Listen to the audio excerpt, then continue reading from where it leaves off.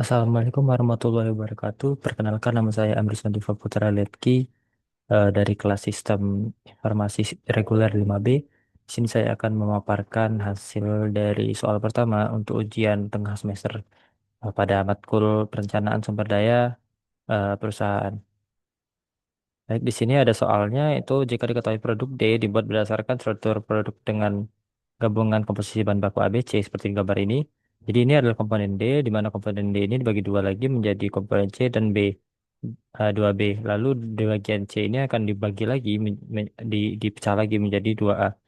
Jadi diketahui di sini eh, ini deskripsi-deskripsinya yang nanti saja saya bacakan karena akan eh, memotong waktu. Jadi di sini adalah singkatnya adalah deskripsi-deskripsi untuk tabel-tabel eh, tabel-tabel untuk eh, komponen-komponen kita.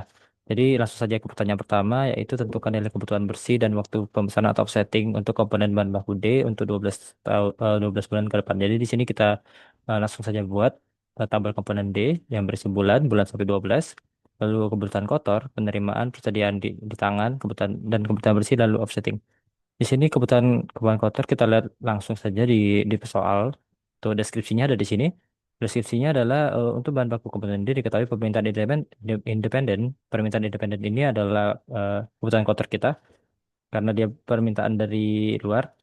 Lalu selama 12 bulan sebagai berikut dari bulan 1 sampai bulan 12 kita masukkan saja ke sini ke kebutuhan kotor sampai ke bulan 12.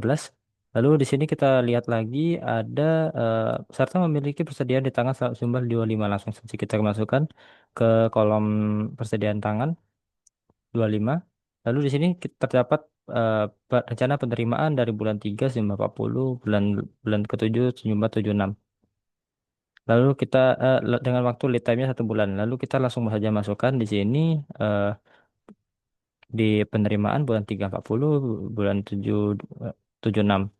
Lalu di sini kita bisa langsung untuk menentukan nilai kebutuhan bersihnya. Dari mana? Jadi kita di sini memiliki kebutuhan kotor sejumlah 74, sedangkan kita memiliki persediaan di tangan 25. Maka kita perlu berapa untuk memenuhi kebutuhan kotor ini? Itulah kebutuhan bersih. Jadi di sini 74 kurang 25, maka dapatnya 49. Lalu persediaan tangan kita akan habis. Maka jika ada kebutuhan kotor 95, kita akan mengeluarkan 95 juga karena nggak ada persediaan di tangan. Di sini lalu ada lagi 100 dan kita masukkan penerimaan tadi. Jadi sekarang persediaan tangan kita ada 40. Jadi berapakah eh, kebutuhan bersih yang kita perlukan eh, untuk memenuhi kebutuhan kotor kita? Ya, adalah 60 dan proses itu terus sampai sampai ke bulan 12. Nah, di sini offsetting. Offsetting itu adalah perencanaan pembelian.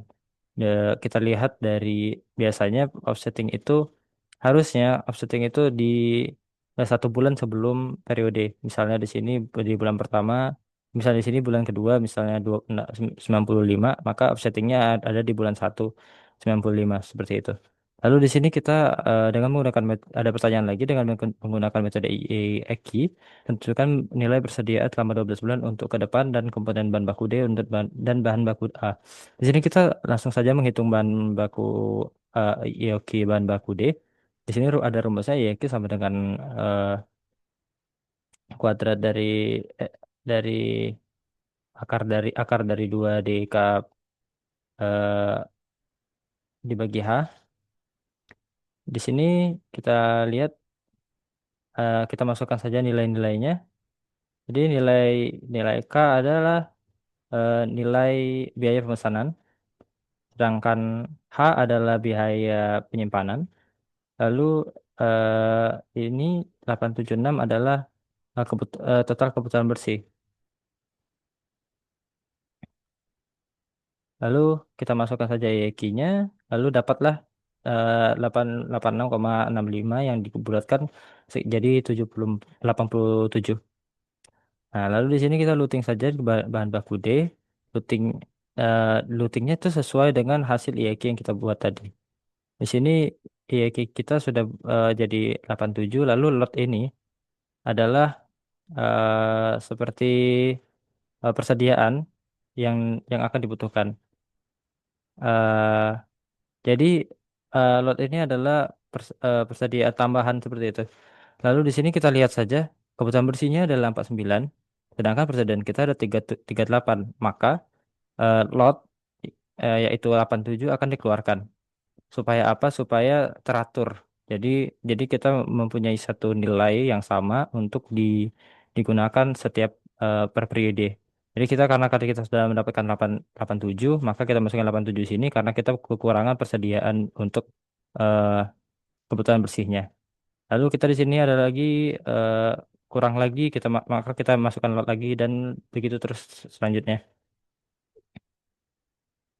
Lalu di sini ada jawabannya lagi untuk netting bahan baku A.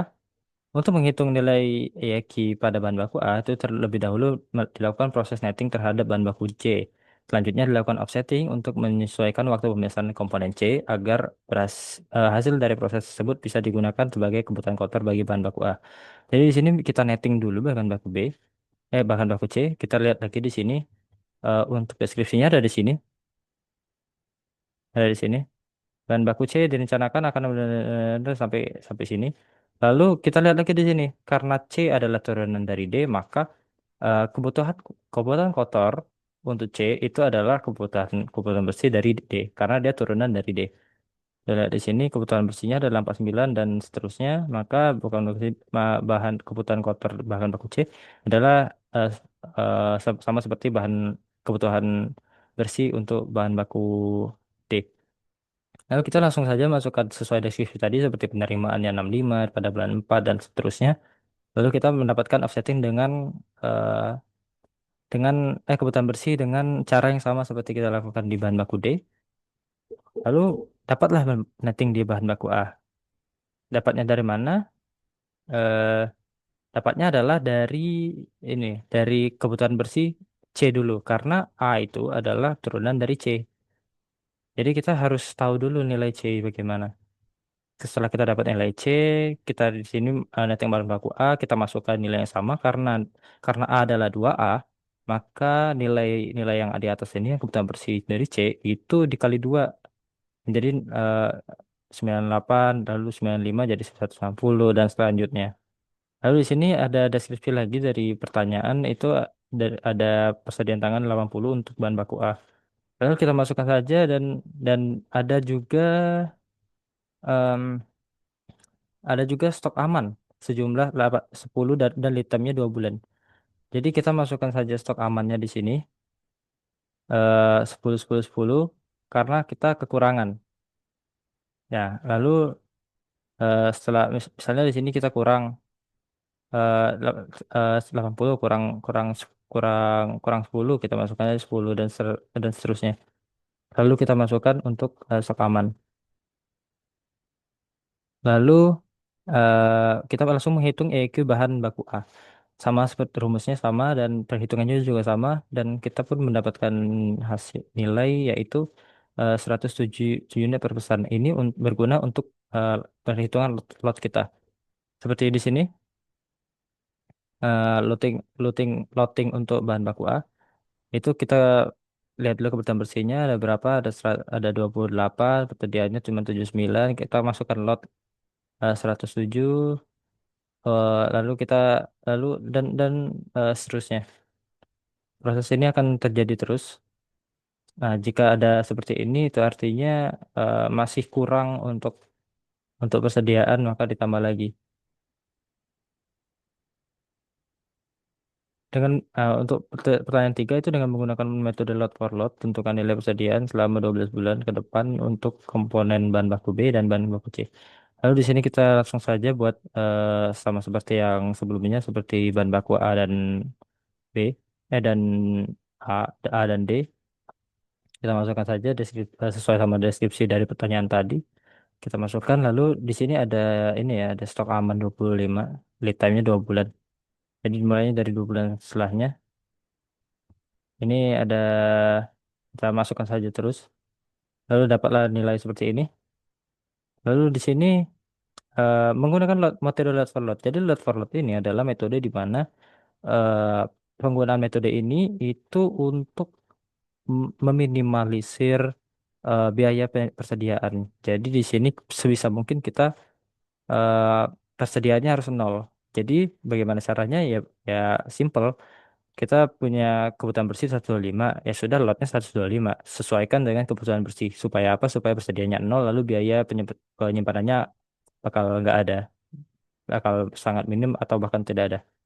Lalu bahan baku C juga sama, menggunakan lot for lot jadinya 000. Nah, di sini nomor 4, tentukan total biaya yang diperlukan untuk pengelolaan bahan baku A, B, C, D. Di sini total biayanya kita hitung berapa kali total, berapa kali lot, dan juga biaya pemesannya berapa, terus ntar ditambah dengan total persediaan dan biaya penyimpanan. Lalu di sini ada hasilnya langsung saja saya hasilkan ya untuk total biaya bahan baku A itu 262.750, bahan baku B itu 15.000, bahan baku C itu 16.500, bahan baku D itu 231.050. Lalu untuk nomor 5 itu sebenarnya sudah kita jawab dari pertanyaan sebelumnya, yaitu menggunakan model explosion atau bill of material yang kita buat tadi. Lalu tentukan pemesan offsetting untuk bahan baku ABCD sudah kita buat sebelumnya. Jadi seperti inilah kira-kira untuk eh, tabel bill of material untuk setiap bahan baku. Ada bahan baku A, bahan baku B, bahan baku C, dan bahan baku D. Jadi mungkin untuk contoh saja, contoh kasus itu misalnya nih kita ingin membuat membuat mouse. Di sini kita membuat mouse, kita perlu ada sensornya, ada apanya. Lalu di sini eh, kita butuh sesuatu yang perlu dua dua dua dua material di dalam untuk membuat satu hal yang sama gitu. Lalu misalnya mouse tadi itu yang pertama, misalnya untuk eh, apa sensornya itu C, lalu untuk membuat sensor kita memerlukan dua A ini anggap aja chip sama apa seperti itu, dua chip ya anggap aja. Nah, lalu untuk membuat ini apa, membuat satu mouse lagi butuh dua B ini anggap aja kayak bahan atas bawahnya, kayak plastik atas bawahnya. Dan sekian untuk presentasi ujian tengah semester saya. Saya tutup. Wassalamualaikum warahmatullahi wabarakatuh.